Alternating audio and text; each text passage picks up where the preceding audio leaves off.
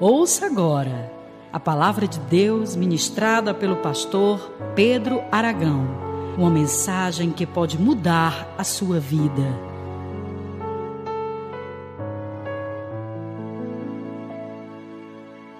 Tito capítulo 3, versículo 12. Todos acharam? Amém? Vamos lá então.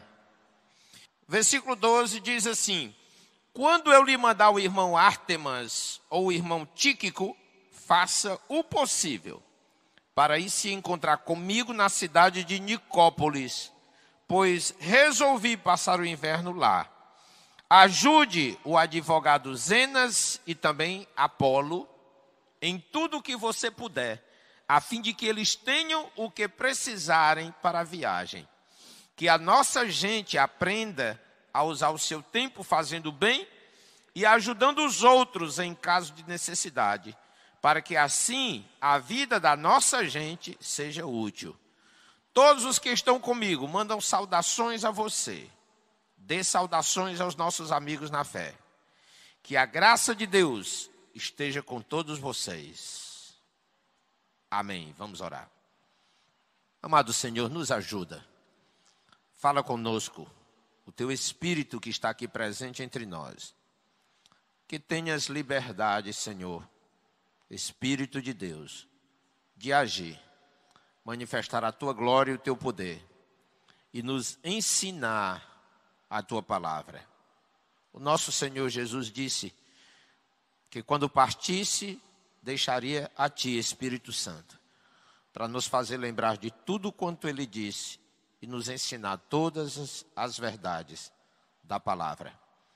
Faz isso hoje, meu Senhor, nós te pedimos, nós queremos, nós precisamos e nós te imploramos que assim o faças e que seja para o teu louvor e glória, meu Senhor, e também para a edificação e transformação da nossa vida. Eu te peço em nome de Jesus. Amém. Pois bem, Paulo diz o seguinte para Tito, ele diz, olha, quando eu lhe mandar o irmão Ártemas ou o irmão Tíquico, faça o possível para se encontrar comigo na cidade de Nicópolis. Então Paulo está marcando um encontro com Tito na cidade de Nicópolis. E Paulo está dizendo, eu vou mandar Ártemas e Tíquico ao seu encontro, e depois nós vamos nos encontrar na cidade de Nicópolis. Paulo tinha um grupo de irmãos que sempre o acompanhavam. Eram discípulos de Paulo, homens de Deus, muito usados por Deus. E esses irmãos participavam das viagens missionárias de Paulo e também eram usados como mensageiros de Paulo. Às vezes, quando uma cidade ou algum irmão, algum dos discípulos de Paulo estava em dificuldade, ou uma igreja de uma determinada cidade, então Paulo enviava esses irmãos para confortar, para levar alguma mensagem, para compartilhar alguma coisa e tal. Aproveitar já corrigir, porque os irmãos têm mania de tirar umas ideias da Bíblia que não estão na Bíblia. Nós observamos aqui, pode ler todas as cartas de Paulo, que vocês vão ver o seguinte. Paulo sempre estava próximo de alguns irmãos que eram discípulos dele. A partir daí surgiu o conceito moderno de discípulo ou discipulado, e aí os irmãos dizem, olha, você tem que estar sempre perto dos seus discípulos, converse com ele toda semana, olhe como Paulo fazia. Irmãos, Paulo não fazia isso não, queridos. Tá certo? Esse discipulado que está sendo ensinado hoje é um princípio, mas é um princípio que foi extrapolado. Paulo não vivia toda semana com o discípulozinho dele não, porque não podia, queridos, era impossível. Na época de Paulo era impossível. Eles estavam em cidades diferentes, e um encontro entre eles às vezes levava 1 ano para acontecer. 1 ano para acontecer. Porque Paulo às vezes estava numa cidade, um dos seus discípulos estavam em outra cidade, e aí, meus amados, para esse deslocamento que às vezes acontecia de animal, jumento, o pessoal da elite se deslocava a cavalo, biga. E o pessoal mais pobre se deslocava em carroças comerciais, ou se deslocava de barco, às vezes de navio, quando eram distâncias mais longe.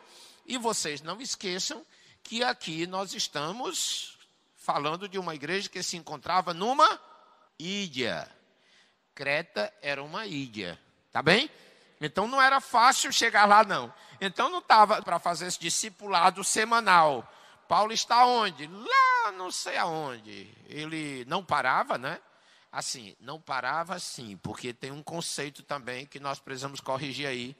Porque hoje nós vemos um nomadismo missionário.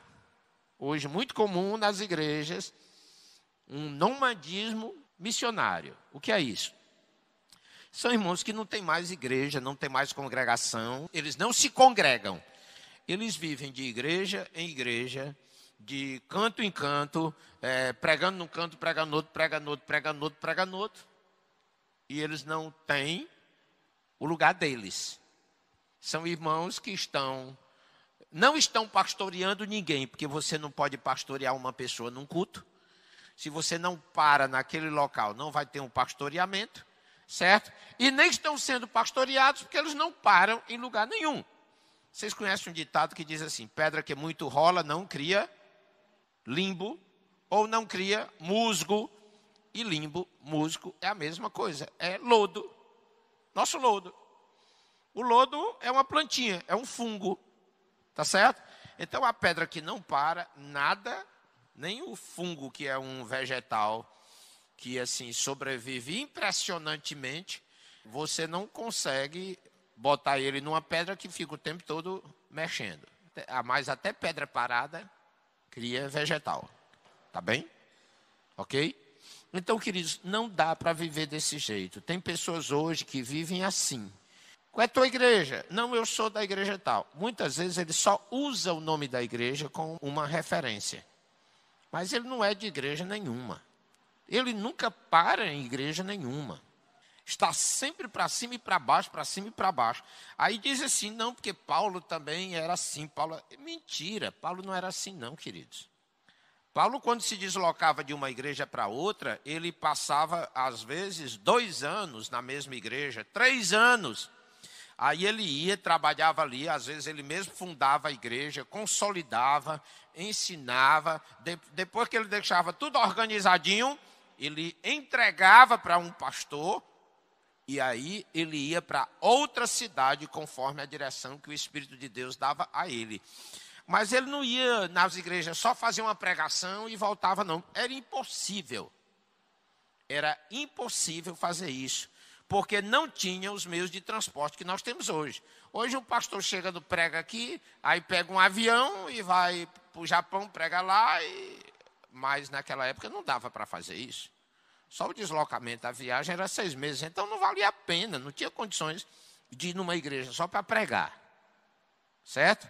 Hoje é que inventaram esse negócio aí, esse nomadismo, que ninguém para em canto nenhum, e essas pessoas não pastoreiam ninguém, e nem são pastoreadas por ninguém, porque é impossível pastorear uma pessoa que não para no aprisco.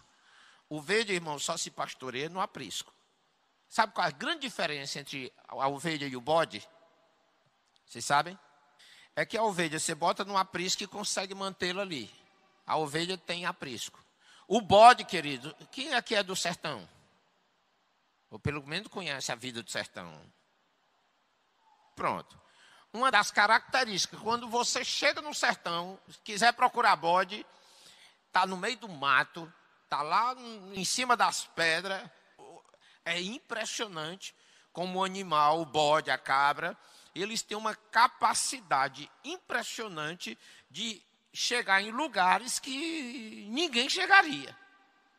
Irmãos, eu já vi no YouTube um bode escalando uma montanha. Ele consegue qualquer pedrinha que caiba a patinha dele, que ele tem a pata pequena, pata de um bode ou de um cabrito, da cabra, é uma coisa assim, mais ou menos. qualquer pedrinha que caiba aquela patinha dele, ele consegue escalar. E ele vai subindo assim. Você olha, está só a montanha e ele com uma patinha e vai. E de repente ele dá um pulo e ele pula para outra pedra. É uma coisa impressionante. Que nem os escaladores profissionais, os montanistas profissionais conseguem fazer. Então, o bode é assim, ele tem essa característica. Ele não tem aprisco, ele não para em canto nenhum. Por isso que os bodes têm, eles colocam uma forquilha de pau aqui no pescoço dele. Como é que chama aquilo que eu esqueci? Quem lembra? Tem um outro nomezinho que eu não estou lembrando agora, mas canga é um dos nomes que bota. Então, olha, por quê? Porque bode, aquilo ali é para ele não passar nos buracos da cerca, porque não tem cerca que segure bode. Então, tem irmãos que parece que não consegue ser ovelha, não, ele quer ser bode.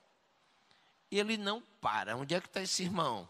Está lá naquele monte. E amanhã está no outro monte. E depois está no outro monte. Vive de monte. Mas crescimento espiritual mesmo, vida sadia, eles não têm. Porque essas pessoas que nunca param num canto, vivem comendo comida de estrada. Queridos, comida de estrada não é uma boa alimentação, por melhor que seja. Não é uma boa alimentação. Então, não vai lhe dar um crescimento saudável como deveria. Tá bem? Ok?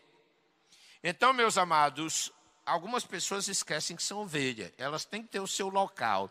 Nesse local é que ela será discipulada, pastoreada e etc. E Paulo não fazia esse discipulado paparicado.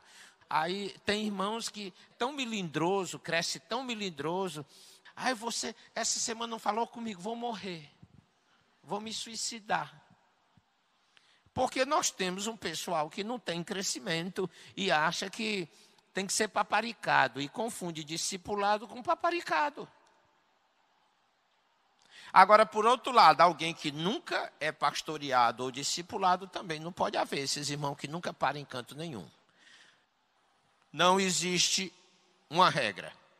Depende da necessidade da pessoa, depende da sua disponibilidade e do crescimento que ela vai produzir. Mas uma coisa eu lhe digo. Se você paparicar demais, aquela pessoa fica melindrosa, dengosa, não cresce. Entendeu? Agora, deixar abandonado também não pode, né? Mas tem que ter um equilíbrio nisso aí. Quem vai dizer o equilíbrio? O ponto de equilíbrio é o discipulador. Tem que ser conforme a necessidade. Tá bem? Pois continuando. Então ele diz, faço o possível para ele se encontrar comigo na cidade de Nicópolis, pois resolvi passar o inverno lá. Ajude o advogado Zenas e também Apolo. Ó, advogado. E Apolo era um grande orador. Não sei se vocês já ouviram falar em Apolo. Certo? O Apolo aparece lá no livro de Atos. O Apolo era um cara que quando falava, o cara era o cara da oratória. Apolo, um grande orador. Esse cara talvez tenha sido discipulado lá pelos filósofos gregos e depois ele se converteu ao evangelho. Se você ler, procure o nome Apolo no livro de Atos, você vê que era um cara assim fantástico como pregador, como orador. Tá certo?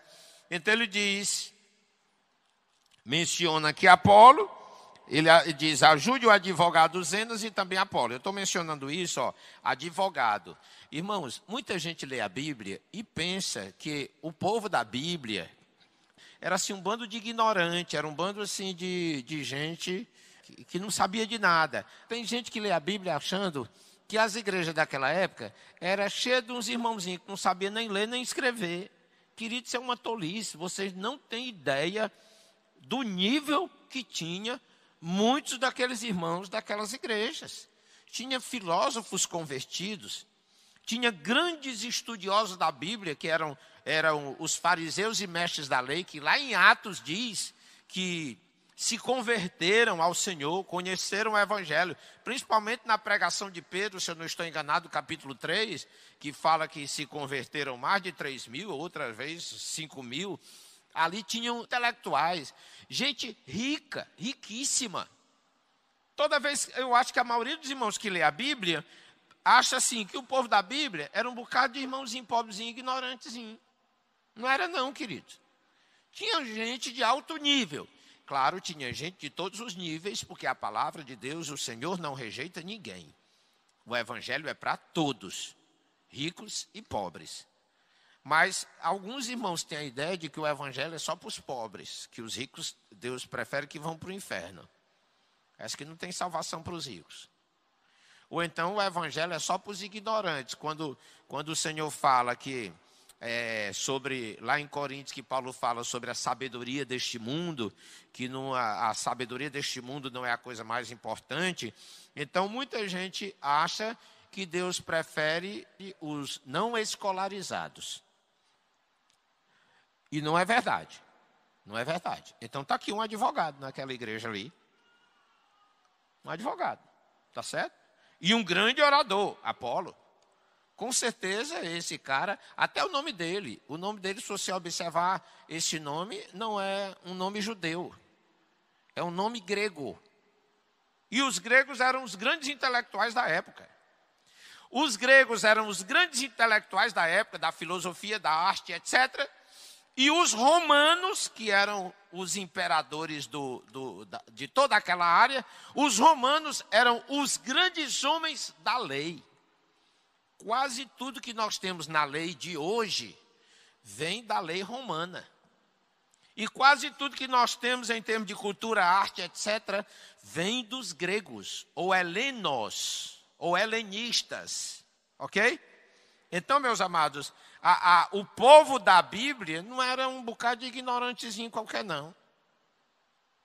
Tinha pessoas de todos os níveis, ricos e pobres, intelectuais. Amém? Ficou claro isso? Então, continuando. Então, ele diz, olha, faça tudo que você puder, a fim de que eles tenham o que precisarem para a viagem. E no versículo 14 diz assim, que a nossa gente aprenda a usar o seu tempo fazendo o bem. É interessante, ó, irmãos, essa questão de fazer o bem. Vocês já notaram que Paulo fala aqui várias vezes sobre fazer o bem? Que ele dá ênfase nisso. Fazer o bem, fazer o bem, fazer o bem, fazer o bem. Se você não faz bem a ninguém, você não está vivendo o Evangelho. A sua vida, Deus salvou você e transformou você para você se tornar num instrumento do bem. Ficou claro? Então, você está fazendo o bem, porque tem gente que chega perto da gente e só faz o mal. E eu estou falando de crente. O pior, queridos, que não é só esse problema, não é só com pessoas individuais, não. Tem comunidades assim. Olha, eu fiquei impressionado na carta aos Coríntios uma vez. Você sabe que a gente lê a Bíblia, mas tem aquele momento da revelação, né? Que de repente a Bíblia vibra, fala coisa que você ainda não tinha ouvido. Eu já tinha lido esse texto inúmeras vezes, mas um dia, assim, aquele momento da revelação. Certo? Dizem, né, o pessoal diz que no grego tem uma diferença nisso, né, nessa questão, né? Existe a palavra logos e a palavra rema. A palavra logos é a palavra, o texto bíblico. A palavra rema é quando Deus usa a palavra logos e transforma em algo muito especial, sobrenatural, falando diretamente a você. Então foi o que aconteceu uma vez, eu estava lendo na carta aos Coríntios, aí Paulo diz assim, ele diz, porque as vossas reuniões fazem mais mal do que bem.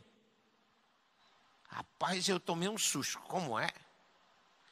Deus está usando Paulo para dizer que as reuniões dos judeus, essas reuniões, irmãos, não era a reunião de liderança, não. O culto deles. Como é que pode? Paulo diz, o culto de vocês faz mais mal do que bem. Para mim foi um choque. Meu Deus, um culto que faz mal? Tem culto que adoece a gente? Tem. culto que adoece a gente, irmãos. Tem louvor que adoece a gente. Que chamam de adoração, mas você sai pior do que entrou. Olha, tem culto e tem louvor que lhe dá espiritualidade, ou lhe deixa com mais sede de espiritualidade, mas tem culto, irmãos, e tem louvor que tira a sua espiritualidade. Tem igreja que a gente vai no culto, você chega lá apaixonado por Jesus e você sai meio sem graça. Alguém já participou de algum culto assim? Pois tem igrejas assim.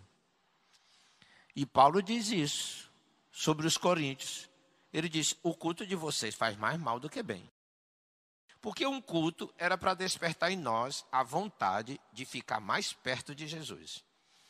A pregação era para despertar em nós um desejo de aprender mais da palavra de Deus. Você escuta assim aquela pregação, aí você diz assim, puxa vida, que legal, eu queria aprender mais. Onde é que vai ter outro culto? Então, queridos, no versículo 14 ele diz, que a nossa gente aprenda a usar o seu tempo fazendo bem e ajudando os outros em caso de necessidade. Irmãos, os pastores de hoje, os obreiros de hoje só ajudam a si mesmo. Mas, irmãos, nós não podemos viver para nós mesmos.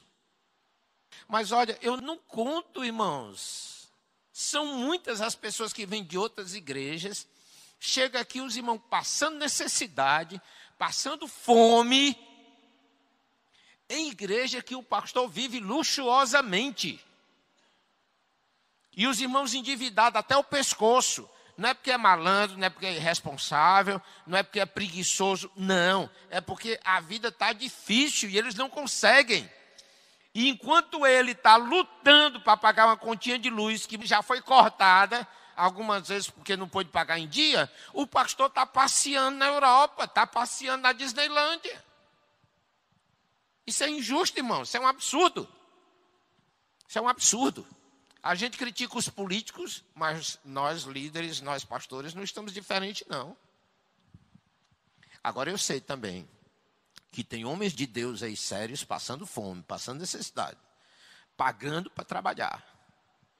Mas hoje, irmãos, infelizmente, parece que os líderes pensam de ministério, é um negócio que é mais para o seu bem próprio do que eles fazerem o bem aos outros. Ministério é a oportunidade da gente fazer o bem aos outros. Não é a oportunidade para você se dar bem, não. Tem pastor aí que está entrando no ministério para se dar bem. Não é para fazer o bem. E não é isso que a Bíblia ensina. Nem Jesus, nem Paulo, nenhum dos apóstolos ensinou ninguém a se dar bem. Ensinou a fazer o bem. Ficou claro, queridos? Então você que é chamado por Deus, que tem um ministério, que tem uma responsabilidade no seu trabalho, na igreja, mesmo que seja um líder de grupo, você não está fazendo isso para se dar bem. Você está aí para fazer o bem. Para tirar do seu bolso e ajudar as outras pessoas. Vocês não têm ideia quantas pessoas chegam aqui de igrejas ricas, de pastores que vivem no luxo. E chegam aqui passando necessidade. Necessidade mesmo, irmãos. Passando fome às vezes.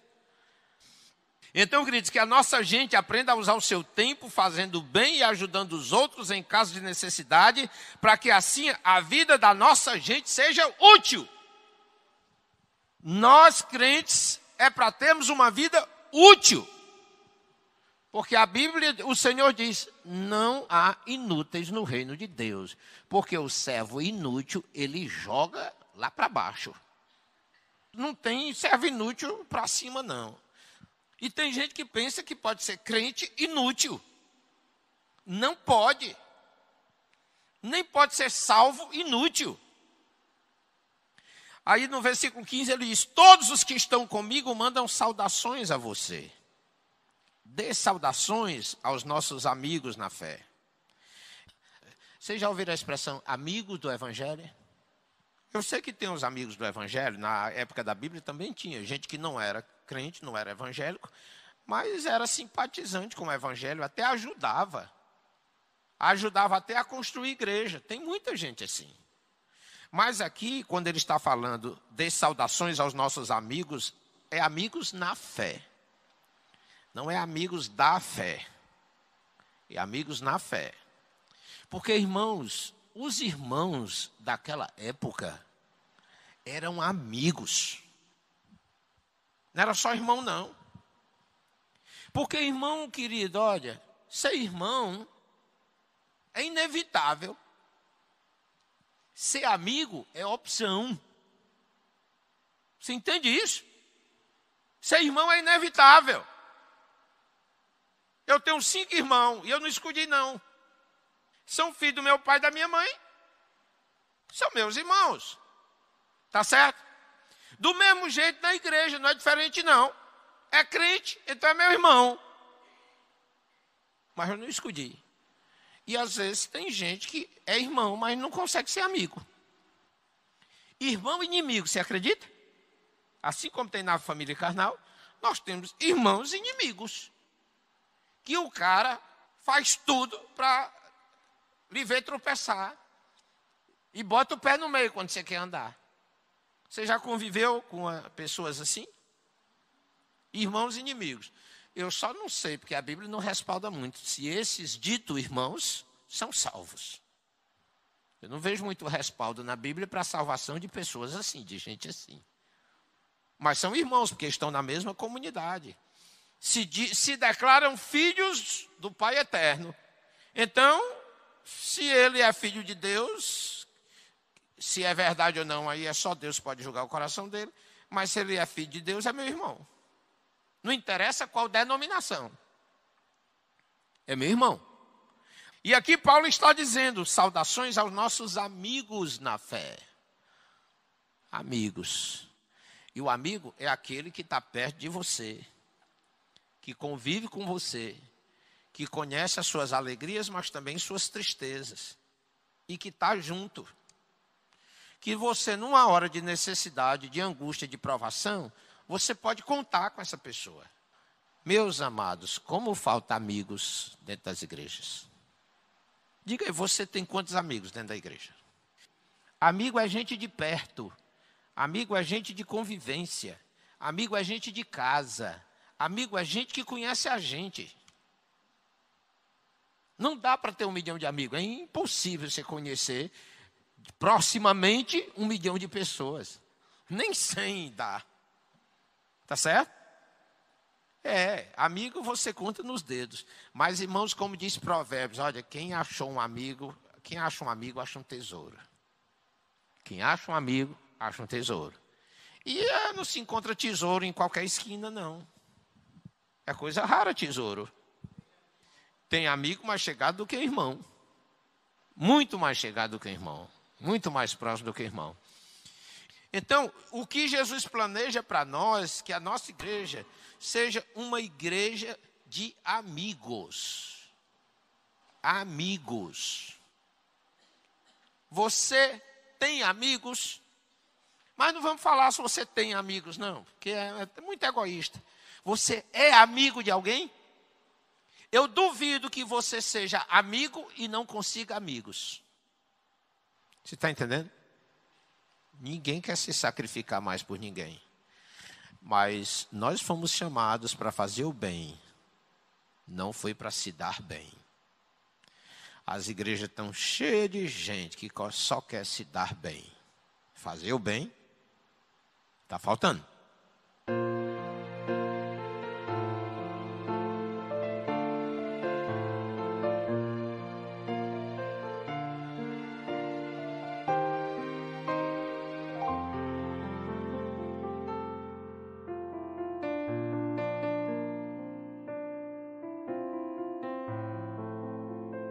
Você ouviu uma mensagem de fé e esperança com o pastor Pedro Aragão, gravado ao vivo na Igreja de Cristo na Maraponga. Aguardamos você e sua família, domingo às 18 horas, na Avenida Benjamin Brasil 1137, Maraponga, Fortaleza, Ceará.